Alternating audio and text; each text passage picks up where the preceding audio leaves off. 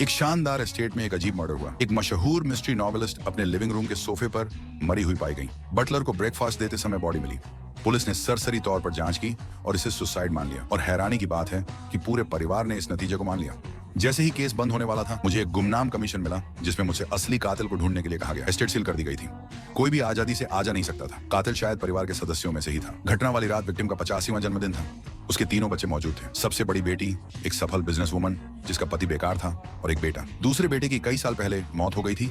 वह अपनी विधवा और बच्चे को छोड़कर गया था जो एस्टेट में रहते थे। और सबसे छोटा बेटा, जो विक्टिम की पब्लिशिंग कंपनी को मैनेज करता था, अपनी पत्नी और बच्चे के साथ, जिसके पास करने के लिए कुछ बेहतर नहीं था। एक केयर गिवर, बटलर और बूढ़ी औरत भी मौजूद थे। जांच करने के बाद मुझे पता चला कि हर किसी का कोई ना कोई मकसद था। हालांकि उस दिन विक्टिम का जन्मदिन था, लेकिन उस दिन उसके साथ कई बुरी घटनाएं हुई थी। उसने अपने बड़े दामाद को चीटिंग करते हुए पकड़ लिया, अपनी दूसरी बहू के पैसे मांगने का पर्दाफाश किया, कॉपीराइट के मामलों पर अपने सबसे छोटे बेटे से बहुत झगड़ा किया और उसे नौकरी से निकाल दिया, और अपने सबसे बड़े पोते से भी झगड़ा किया जो बर्थडे डिनर में भी नहीं आया। ये परिवार ऊपर से तो ठीक ठाक लग रहा था, लेकिन असल में दिखावे से भरा था। मैंने केयर गिवर को ढूंढ निकाला। वो विक्टिम को जिंदा देखने वाली आखिरी इंसान थी और विक्टिम की इकलौती दोस्त थी। केयर गिवर बहुत अच्छी दिल की थी, और उसमें एक अजीब बात थी कि जब भी वह झूठ बोलती थी, उसे उल्टी हो जाती थी।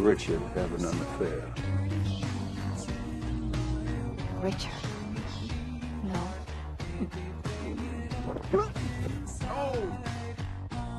उसने सच में उल्टी कर दी थी, इसलिए मुझे लगा कि वह सच बोल रही है। लेकिन उसकी तबीयत ठीक नहीं थी, इसलिए मैंने अगले दिन के लिए दूसरी बातचीत तय की।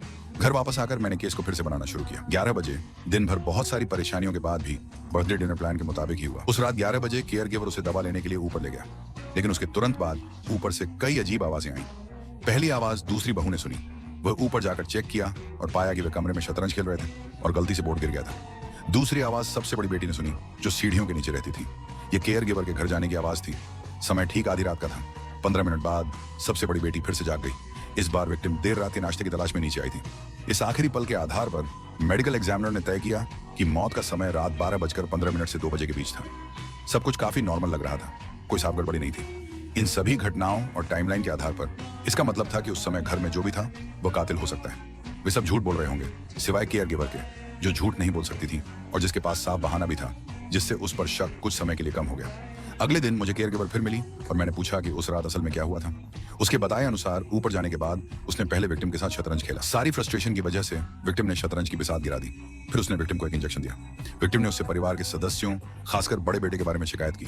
इंजेक्शन के बाद वो चली गई और समय ठीक आधी रात का था, जैसा कि दूसरों ने बताया था। इस बार उसे उल्टी नहीं हुई, जिसका मतलब था कि वह सच बोल रही थी। उसका शक दूर हो गया। हमारी बातचीत के बाद वह घर चली गई।